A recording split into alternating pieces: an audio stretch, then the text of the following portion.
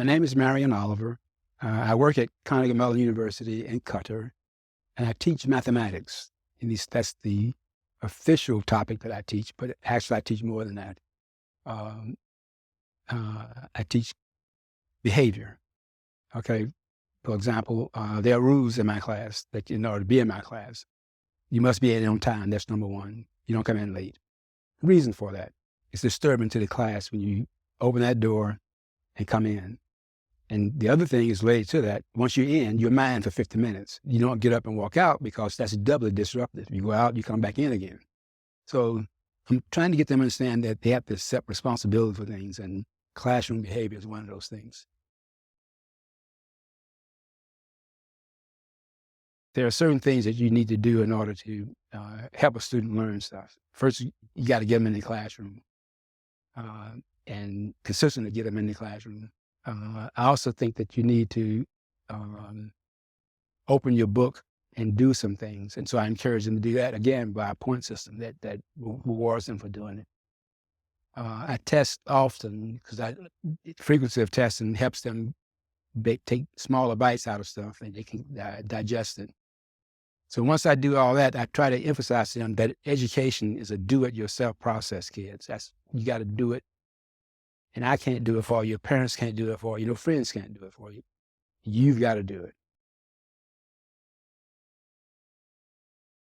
I kind of felt that way all along. I had a great high school math teacher who taught me 10th grade, and she's a fantastic teacher. She saw in me some math skills, and she would take me out of class, put me back in a room that had a glass front to it, come back and give me stuff to work on, and kept me that way involved. And I just liked that. I mean, I thought that was a good way to spend your life. That's why I said I would go there first and then come back to teach math. But I was fortunate enough to be offered a fellowship by the Rockefeller Foundation that told me I could pick any school I wanted to in the U.S. to go study for a year, study the math, get me ready to go to grad school, apply for grad school. If I got in with a fellowship, everything's good. If I didn't, they would pay for it. And then I went to grad school at Carnegie Mellon. Wasn't Carnegie Mellon then, I should not lie. It was Carnegie Institute of Technology in 1966. It only became Carnegie Mellon in 1968. Well, I spent 10 years at the main campus before I left in 1979. And what I was doing there was helping the university graduate Black kids in the technical area of the college. Now, we would deal with other kids if they came in the humanities, but we didn't go out and aggressively recruit them. We were recruiting for the engineering and science school. So I did that. We were fairly successful at doing it. Got some good kids in, they graduated, they're doing some great things, a couple of them on the board of trustees and all that good stuff. So I left that and I went and spent a couple of years in bouncing on higher education. I was at a provost of a state college. I was a graduate professor at School of International Public Affairs at University of Pittsburgh. And then I went to University of Pennsylvania, and there I got involved in the Wharton Business School, where I was director of the undergrad piece.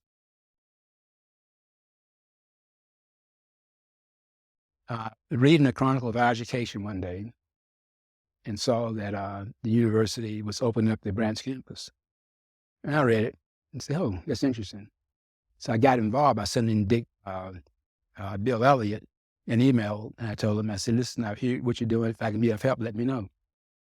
And 2 weeks later, I was on a plane coming over here with Bill and Sylvia, John Robertson. We were coming over to interview the applicants for the first class. I was going to come for the second year. I said, fine, I have no problem with coming sooner. That's how I got started.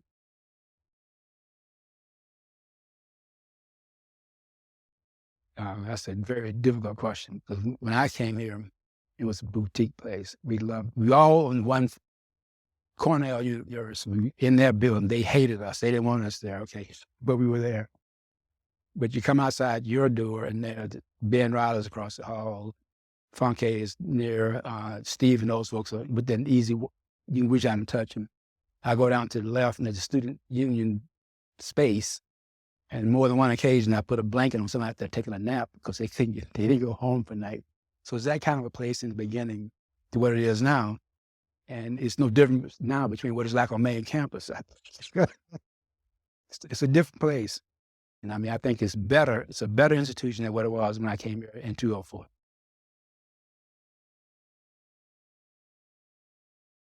The locking the door part is the legend part is not. I didn't lock the door. Cornell has this automatic system on its doors that locks, and then you need a key to get into it. So I was going in class. I had not closed the door. Door was open. Some students were there talking outside the door. I'm in class. When I'm ready to start, I closed the door, and I started my class. Well, the door they couldn't open. So from that point on, it was like Oliver did this. But I've done that, closed my door since I was at Carnegie Mellon. I like the 10-year reunion one. That's when I think Sheikh Moser was at the ceremonies. But that ceremony, that was meant a lot to me because when they were introducing members of the faculty, I came in last in terms of being introduced where I was sitting.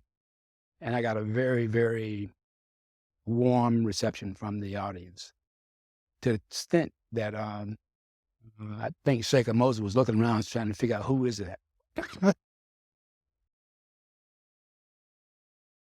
You know, Hassan and I, we get together every morning at 8 o'clock and we would solve all the world's problems, but we would never tell anybody about it, the solutions. But we would talk and help each other out, getting through things.